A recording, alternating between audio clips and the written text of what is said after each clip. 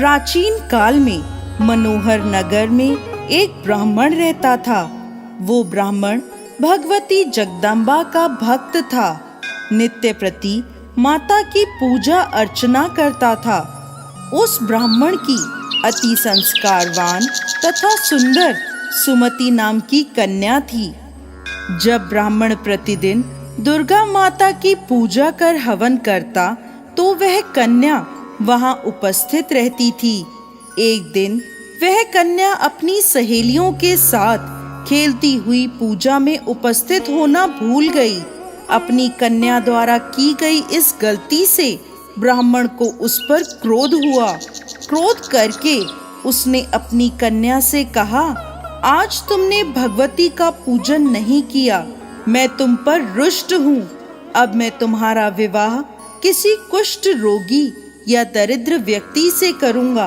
पिता द्वारा कहे गए इन शब्दों से सुमति आहत हो गई और अपने पिता से बोली, मैं आपकी कन्या हूँ, हर तरह से मैं आपके अधीन हूँ। जिससे आपकी इच्छा हो मेरा विवाह उसी से कर देना, पर मुझे वही मिलेगा जो मेरे भाग्य में लिखा होगा।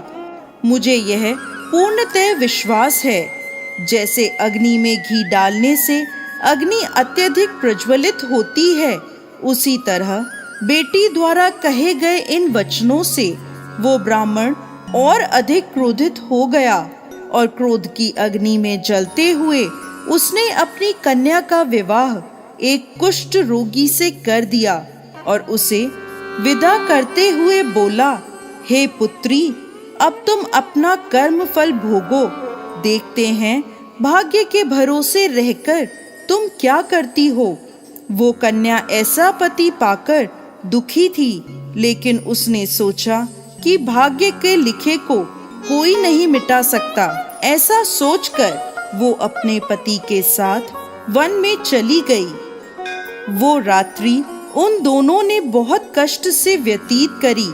सुमति की ऐसी दशा देखकर देवी भगवती वहां प्रकट हुई और बोली, पुत्री, मैं तुम पर प्रसन्न हूँ, तुम जो चाहे मुझसे मांग सकती हो।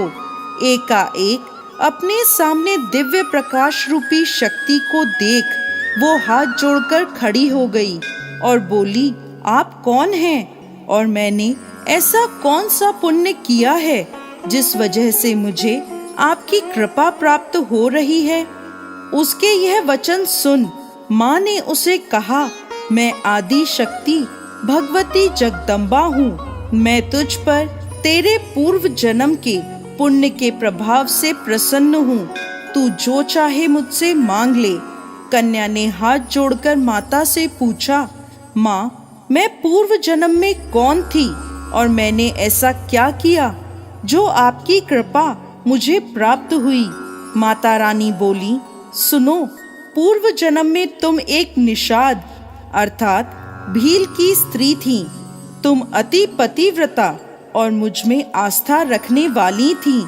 एक दिन परिस्थितियों के वशीभूत होकर तुम्हारे पति ने चोरी करी। चोरी करने से राजा के सैनिक उसके साथ साथ तुम्हें भी ले गए और ले जाकर कारागृह में डाल दिया। वहां तुम दोनों 9 दिनों तक रहे। वहां ना तुमने भोजन किया ना जल ग्रहण किया। वो समय मेरे नवरात्रों का था और तुम पूरे 9 दिनों तक मेरी आराधना करती रही।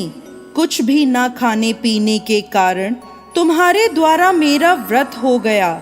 उस समय तुमसे जो व्रत हुआ उसके प्रभाव से प्रसन्न होकर मैं तुम्हें मनवांछित फल प्राप्त करने का आशीर्वाद देती हूँ। तुम्हारी जो इच्छा हो मांग लो। वह कन्या बोली, आप मुझ पर प्रसन्न हो तो मेरे पति को कोढ़ मुक्त करो। ऐसा सुनकर माता बोली, तथास्तु। तब उसके पति का शरीर भगवती की कृपा से कुष्ठ रोग से रहित होकर अति कांतिवान हो गया।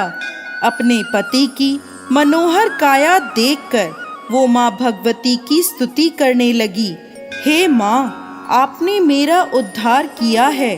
आपको मेरा बारंबार प्रणाम है। ऐसा आशीर्वाद देकर माता अंतर ध्यान हो गईं। दोस्तों, जो भी मनुष्य इस व्रत को भक्ति पूर्वक करता है वो इस लोक के सुखों को भोग कर अंत में मोक्ष को प्राप्त करता है। जय माँ दुर्गा।